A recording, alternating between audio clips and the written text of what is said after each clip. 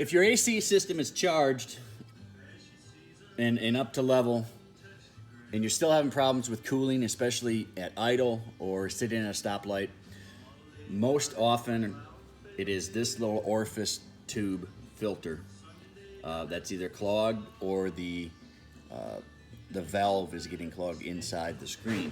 So what you want to do is locate the filter, and on these GMs, it's in between the high and low valve, the Schrader valve, and you'll see this little crimp here that so the filter can't go back any further.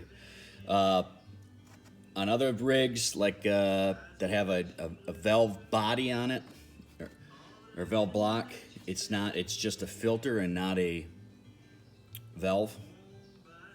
And you'll find it somewhere between the expansion tank, which is pretty obvious on any system, and the condenser, which is the radiator looking thing on the front. So you're gonna just take and capture the refrigerant that's in there, and I'll let you decide how you do that. Some ways are easier than others. Sometimes it's not feasible, especially if maybe the system's already out. So take and break the line here and pull the high pressure to low pressure point apart. You want to take a needle nose and be very careful.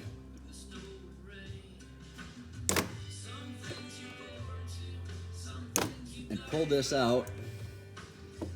And depending on the age of the vehicle, it's probably pretty brittle.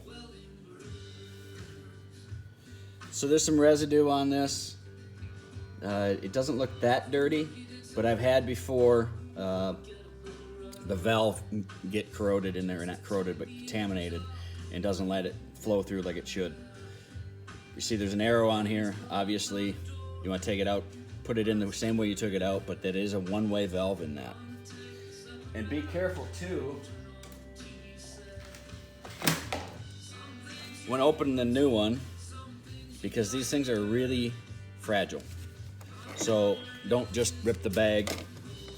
Try and either cut it, or this one's got a little hole in it already. Get in there without damaging this. And all you need to do, arrow goes the same way, one-way valve goes the same way. Slide the new one in, get it to seat. Put your tube back together. We'll tighten that down.